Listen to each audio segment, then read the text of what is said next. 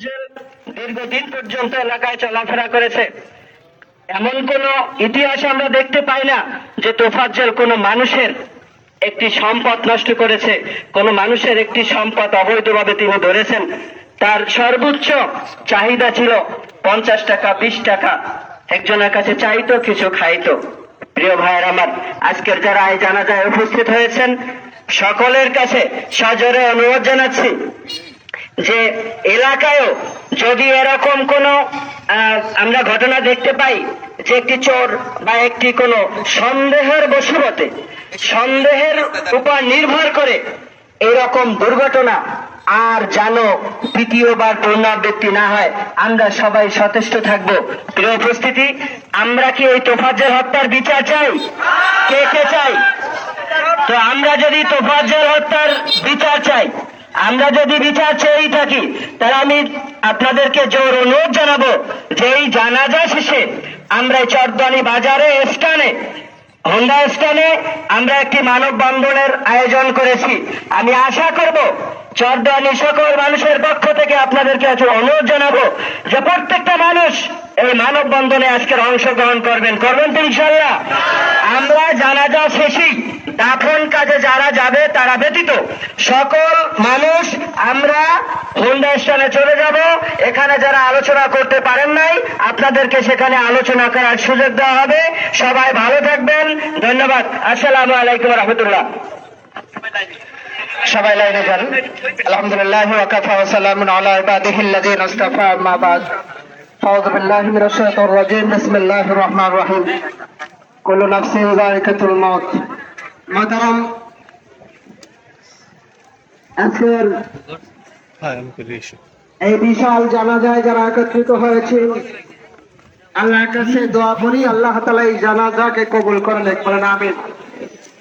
কিন্তু ভাগ্যের নির্মম পরিহাস যে আমাদের তোফাজ্জল তার উপর এরকম নির্যাতন হবে, নির্যাতিত হবে। তোফাজ্জল কখনো কখনো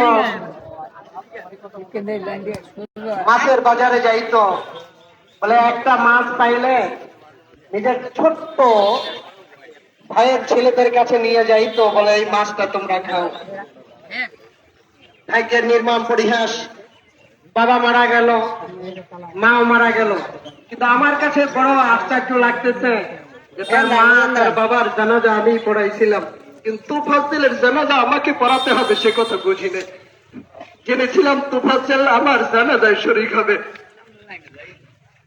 কিন্তু যেখানে মানুষ গড়ার কারিগর, আমার বড় ভাইও ঢাকা ইউনিভার্সিটিতে পড়েছিল, অনেক গিয়েছি ঢাকা ইউনিভার্সিটিতে, কিন্তু নিজের কাছে এখন খুব গেছিলাম এইটাই বড় দুর্বিষহ লাগতেছে যে একটা ছেলেকে কিভাবে নির্যাতন করলে পায়ের হস্ত খসে পড়তে পারে, কিভাবে রক্তাক্ত হতে পারে।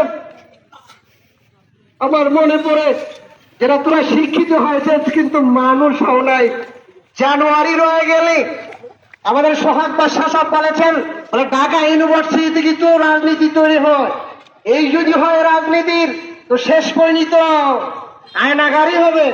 এজন্য ভাই ও দোস্ত বুজুর্গ, আমি আজকের এক বন্ধু আমার রিয়াজ ঢাকা থেকে ফোন করছে যে ভাই তোমার স্ট্যাটাস পেয়েছি, এই তোফাজ্জল তোমার গ্রামের। আমি বলতেছিলাম ভাই আমার গ্রামের না, আমার কাছের। আমার মনে আছে ওর বাবা একসময় দূরে চলে গেছিল, ওরা দুর্বিষহ জীবন যাপন করতো, আমাদের বাড়ি বারবার যাইতো, কিন্তু সেই থেকে তোফাজ্জলের জীবনে মনে হয় আর শান্তি হইল না।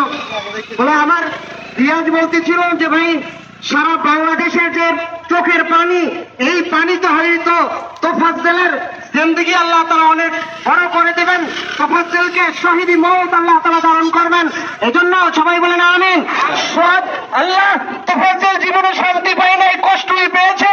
ও আরশে আজিমের মালিক, তুমি তাকে জান্নাতের সর্বোচ্চ মাকাম দিয়ে আল্লাহ তাআলা জান্নাতুল ফেরদাউস নসিব করো, তাহলে আমাদের এই কষ্ট, আমাদের রক্তক্ষরণ, আমাদের চোখের পানি একটু হয়তো শান্তি পাবে। আখির দাওয়ানা আলহামদুলিল্লাহি রাব্বিল আলামিন। এখন জানাজা হবে, জানাজার পরেই আমাদের র্যালি হবে। আল্লাহ তাআলা আমাদের জানাজার মধ্যে সকলকে অংশগ্রহণ করার তৌফিক দান করুক। আমরা যারা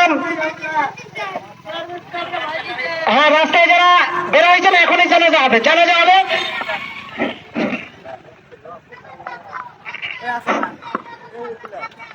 আর দেখে ভাইয়া জানাজার নামাজ 4 তাকবীরের সাথে আদায় করতেছে। আল্লাহু আকবার। লাইভ ভাই জানাজার পরে হবে ইনশাআল্লাহ।